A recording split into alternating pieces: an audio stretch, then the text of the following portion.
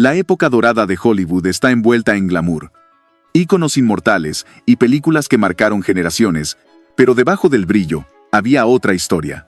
Una donde el cuerpo de una actriz joven valía más que su talento, y el acceso al estrellato pasaba literalmente por la cama de un ejecutivo.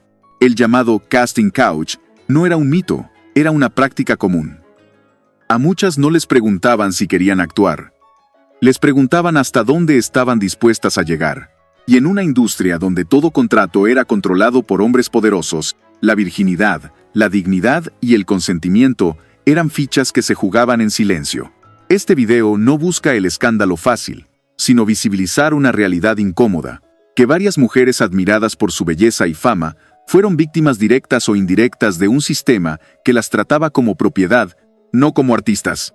Hoy repasamos los casos de esas actrices que fueron presionadas, manipuladas o literalmente vendidas para conseguir un contrato, un papel o simplemente una oportunidad. ¿Estás listo? Comencemos.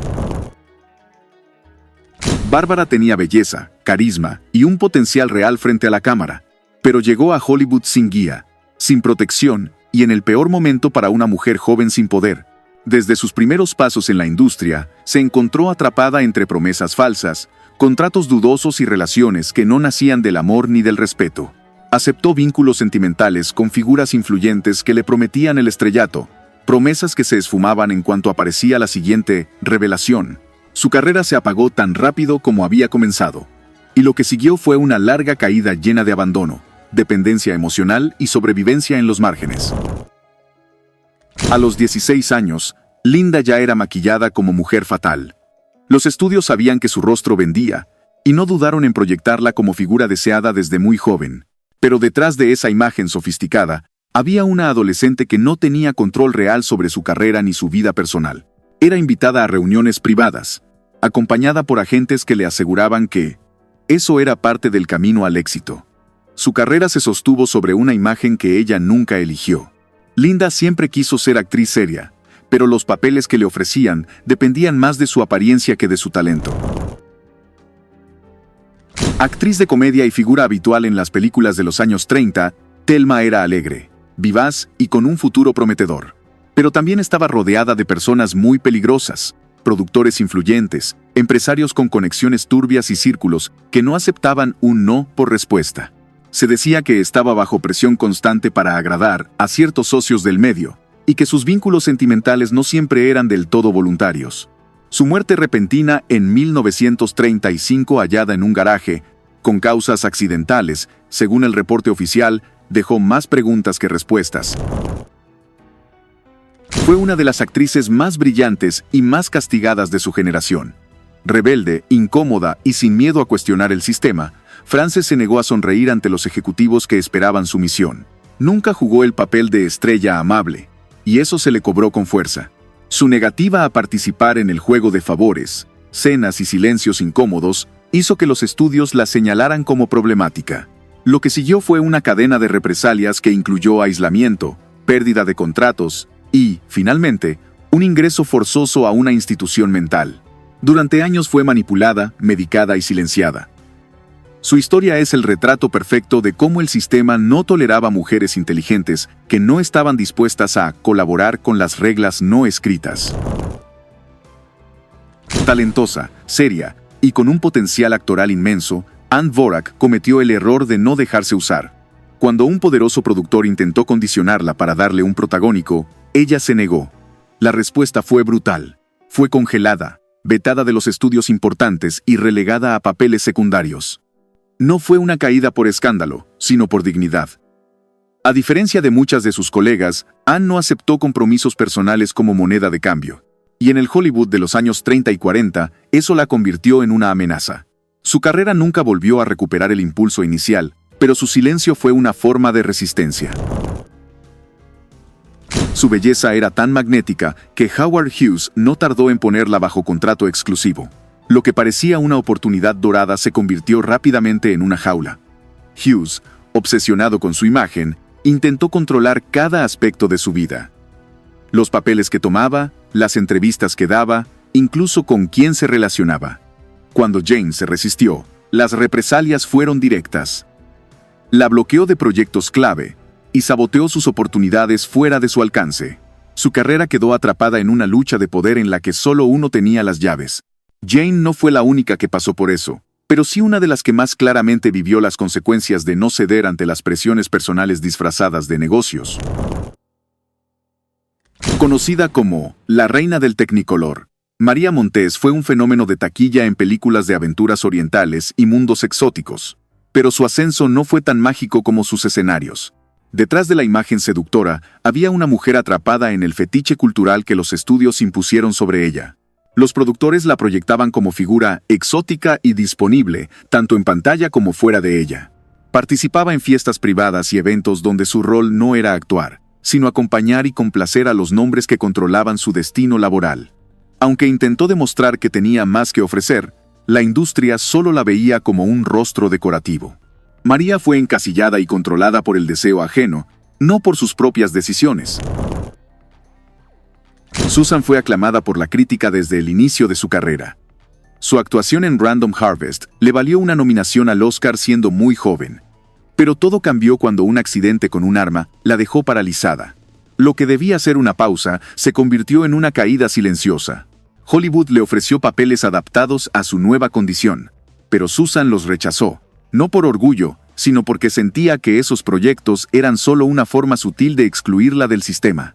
En paralelo, comenzó a revelarse que había sido presionada en sus primeros años a participar en reuniones privadas que excedían lo profesional.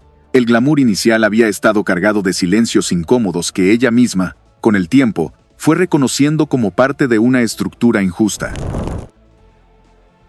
Explosiva, enérgica, inolvidable, Betty fue una de las comediantes más exitosas del Hollywood clásico, pero detrás de ese temperamento extrovertido había una carrera manejada por otros, y una historia plagada de tropiezos personales derivados de un sistema que nunca le dio verdadero control.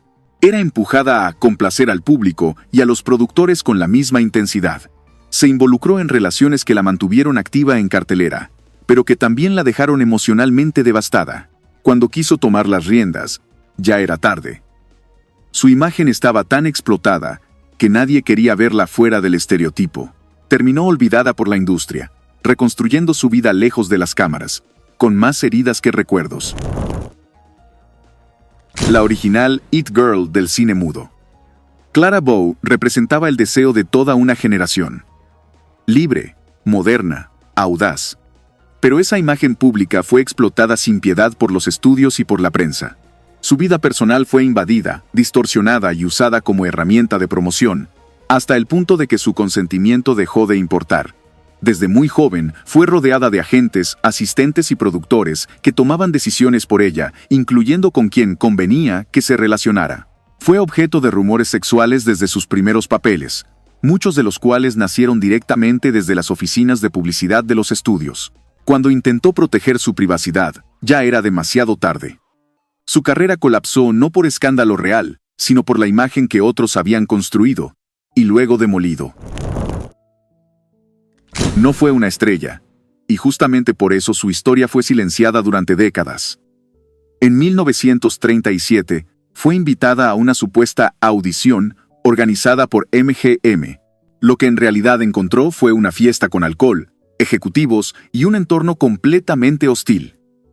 Esa noche fue violentada por un trabajador del estudio. Tuvo el valor de denunciar. ¿La respuesta? MGM utilizó todos sus recursos para desacreditarla, destruir su reputación y borrar su nombre del sistema. Nunca volvió a actuar, y su caso fue enterrado hasta que un documental lo rescató en los años 2000.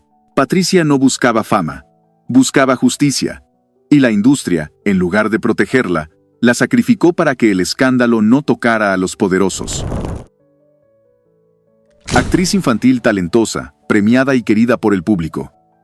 Pero al crecer, Peggy se vio atrapada en una industria que no sabía qué hacer con ella, salvo sexualizarla. Muy joven, empezó a recibir propuestas para papeles cada vez más provocativos, y se la invitaba a eventos sociales en los que el límite entre promoción y abuso era invisible. En entrevistas años después, confesó sentirse perdida y sin dirección, manipulada por adultos que tomaban decisiones por ella. Sus intentos por rehacer su carrera como actriz adulta fueron bloqueados por una industria que la había formado y luego la ignoró. Su historia, como tantas otras, no fue de caída por falta de talento, sino por exceso de control externo. Llegó a Hollywood como muchas otras, bella, joven, con hambre de triunfar. Pero los castings reales no ocurrían siempre en los estudios. Susan fue invitada, como muchas aspirantes, a cenas privadas con directores, productores y hombres con poder de decisión. Existen múltiples testimonios indirectos que relatan cómo fue presionada emocional y profesionalmente para establecer vínculos íntimos que facilitaran su avance. Susan logró una carrera sólida, incluso ganó un Oscar, pero siempre vivió con la fama de ser fácilmente manejable. Una etiqueta injusta, nacida no de sus elecciones personales, sino de un sistema que convirtió el ascenso profesional en un circuito de favores disfrazados de oportunidades. La primera gran bomba rubia de Hollywood. Con su pelo platinado, su voz provocadora y su mirada segura, Jean Harlow parecía tener todo bajo control, pero nada más lejos de la realidad. Su madre, extremadamente controladora, y su primer esposo, con fuertes vínculos en la industria, fueron quienes gestionaron su cuerpo como si fuera parte del contrato. Ella no decidía qué roles aceptar, ni con quién trabajar. Se la empujó a complacer a figuras poderosas del medio, para asegurar papeles y mantener su carrera en la cima. Todo esto era un secreto a voces que nadie se atrevía a denunciar, porque Harlow era la joya de la taquilla. Murió joven, y muchos dicen que nunca supo del todo quién era, solo quién querían que fuera. Su talento era incuestionable, y su presencia en pantalla, hipnótica. Pero incluso actrices de su nivel eran vigiladas y presionadas por el sistema. Cuando se enamoró del director italiano Roberto Rossellini y tuvo un hijo fuera del matrimonio, fue condenada públicamente por romper la moral hollywoodense, cuando lo que en realidad había hecho era tomar control de su propia vida. Lo irónico es que, antes de eso, había sido empujada con sutileza a mantener buena relación con ejecutivos y productores, lo cual incluía compromisos personales no siempre elegidos. Prometedora actriz que trabajó junto a Elvis Presley y estaba en camino a convertirse en una gran estrella. Pero la presión que vivía detrás de cámaras, relaciones obligadas, propuestas disfrazadas de oportunidades, la alejaron lentamente de la industria. De manera inesperada, renunció al cine a los 24 años y se convirtió en monja benedictina, buscando una vida fuera de la exposición y los compromisos no deseados.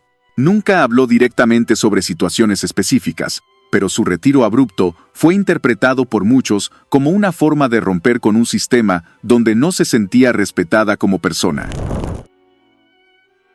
Actriz versátil, querida por el público, pero constantemente relegada a roles secundarios. A pesar de su profesionalismo, nunca consiguió el reconocimiento que merecía, en parte porque no estaba dispuesta a negociar su cuerpo para avanzar. Se negó a participar en ciertas cenas privadas y reuniones exclusivas donde se cerraban acuerdos informales. Y aunque eso le dio dignidad, también la sacó del camino principal de los grandes estudios. Detrás de cada película de época, de cada alfombra roja, había una red de presiones silenciosas, de promesas disfrazadas y de relaciones impuestas con fines que nada tenían que ver con el arte. Algunas sobrevivieron, otras desaparecieron, y muchas simplemente callaron. Lo más cruel es que, mientras ellas eran señaladas por provocar o caer en excesos, quienes manejaban los hilos desde las sombras salían intactos, aplaudidos y con más poder. Hoy, esas historias salen a la luz no para manchar su legado, sino para entenderlo completo. Porque no se puede hablar de gloria sin reconocer el abuso que la sostuvo. ¿Cuántas carreras crees que se construyeron no solo con talento, sino con sacrificios que nadie quiso ver? Déjamelo en los comentarios. Y no olvides que detrás de cada estrella, hubo decisiones que no siempre fueron propias.